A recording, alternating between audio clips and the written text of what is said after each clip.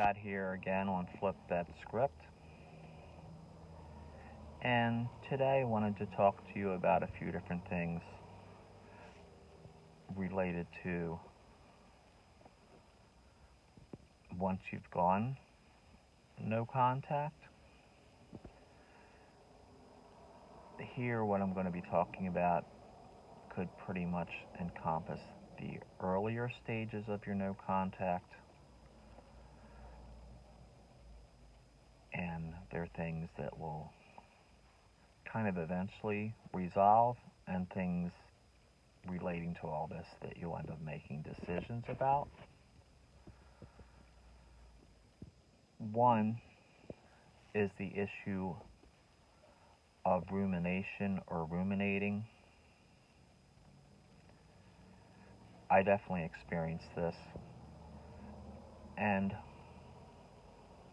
I think that it's very, very normal.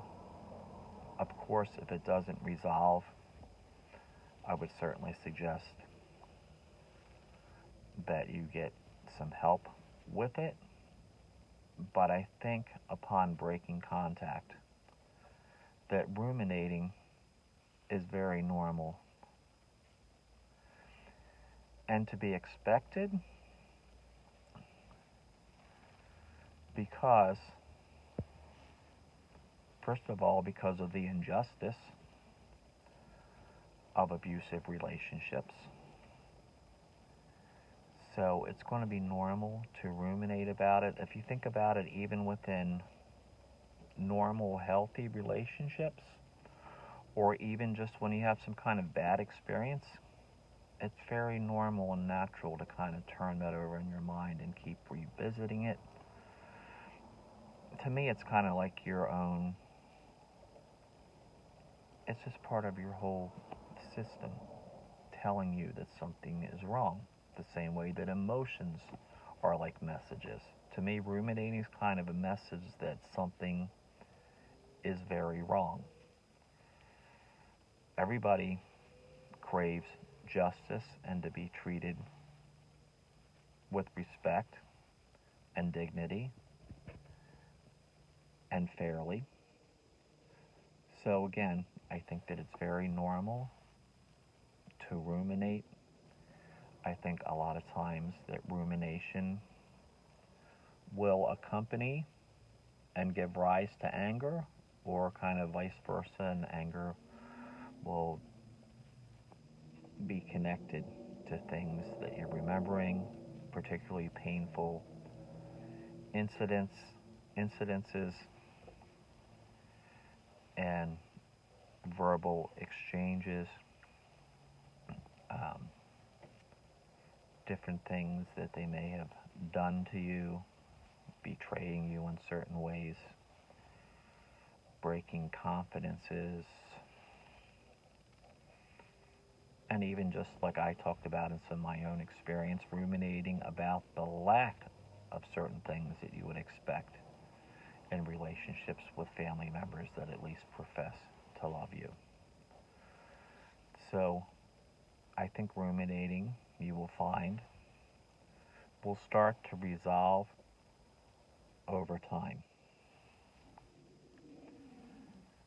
I also think that if you find yourself ruminating a lot, that you also might want to take a break from it just by occupying yourself with doing something that you either need to do or take care of, or that you enjoy doing to sort of shake you out of it. But again, I just wanted to emphasize that I think it's perfectly normal and understandable that you're going to ruminate.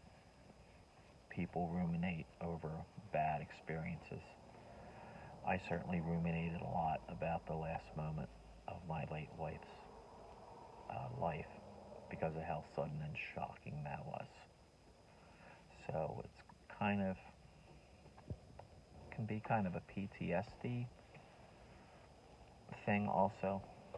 And it is said that in abusive relationships that sometimes people develop symptoms of complex PTSD. So if you feel like you need to be evaluated for that, certainly do that. But even apart from that, and even if you don't so much have that, you can expect to ruminate.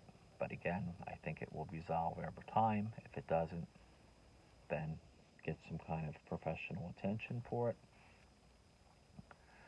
Um, the other thing I wanted to talk about is also something that can help with your rumination, I think, and with your healing in general, but that will help to cut down on your rumination, is to document in some way the actual abuse that you experienced. It should help you to process it, and the more things get processed, then the less you're going to ruminate about it. If you feel like you're ruminating because you want to make sure you remember what all you experienced, then I think it's healthier to write it all out, journal, type it out, and besides which, having a list of different parts of the negative experiences you've had with abuse are also going to help you so that you can kind of unpack that with a counselor or therapist. Okay? Related to that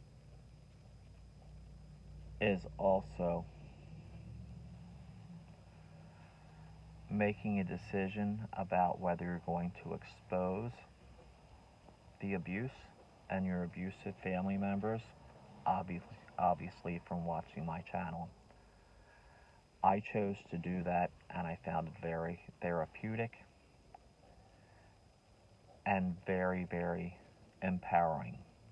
If you think about it, part of the whole problem with experiencing abuse from your family members is keeping quiet about it.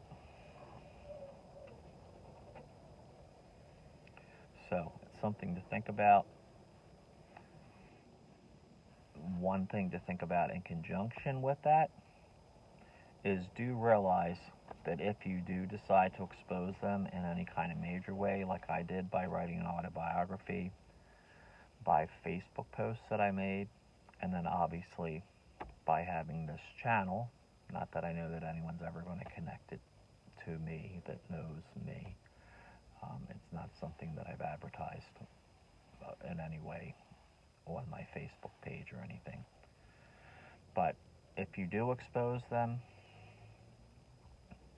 you have changed things forever. Part of the reason that I think it's good for you to document in writing somewhere, or even make recordings and watch them occasionally, is not only to work through with a therapist or counselor the actual specific incidences you've experienced, that are most troubling. It also gives you, if you do decide you're going to expose them, the material that you need.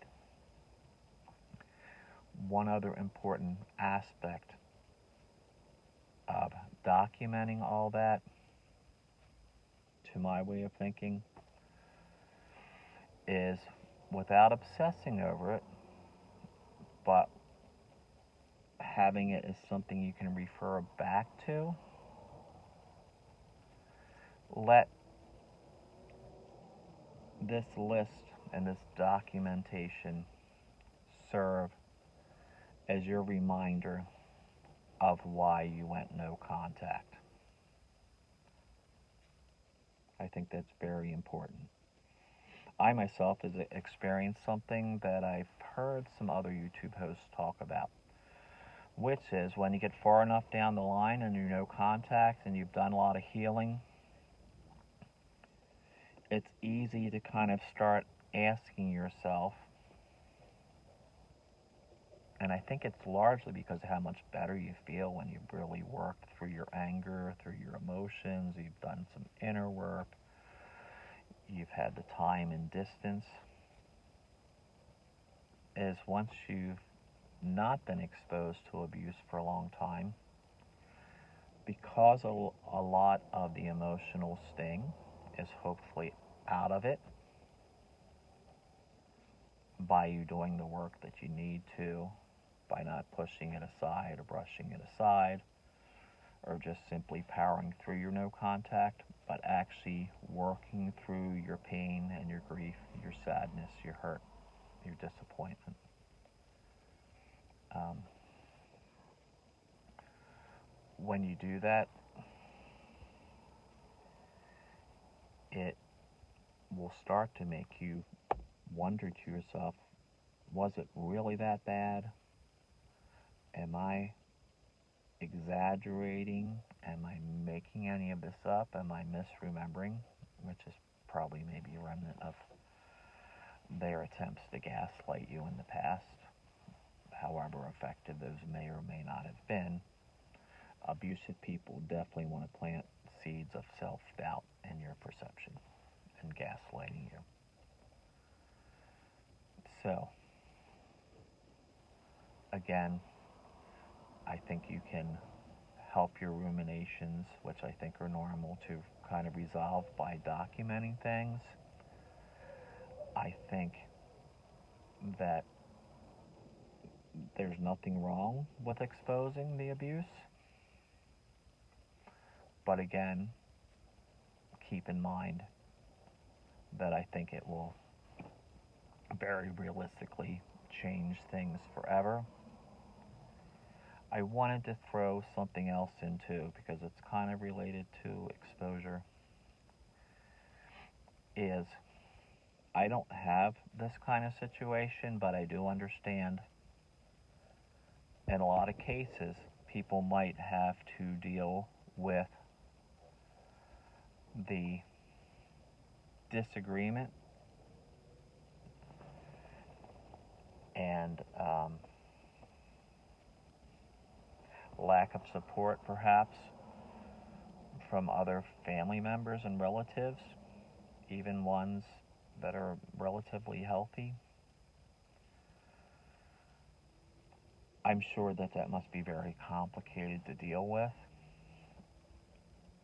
But I think that if you have that kind of situation, you kind of have to maintain your resolve in that keeping it simple. If they want examples, you can give them to them, or you can choose not to, but you can tell them that it's been an abusive dynamic and you've gone no contact. They need to understand that